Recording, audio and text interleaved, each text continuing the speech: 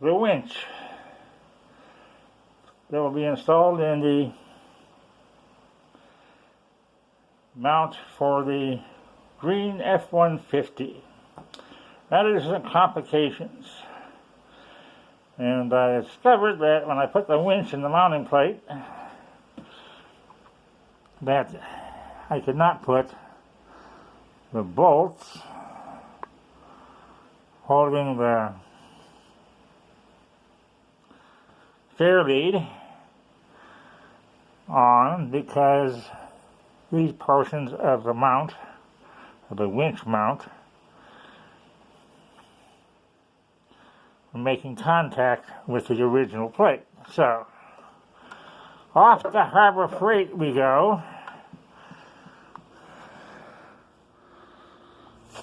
And as you can see, it says Harbor Freight winch mount to Badlands.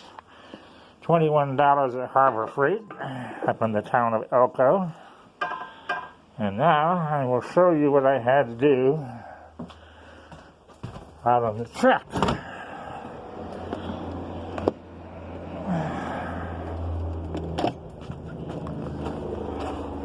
Well, yes, it did snow recently, because this is the last weeks or so of November.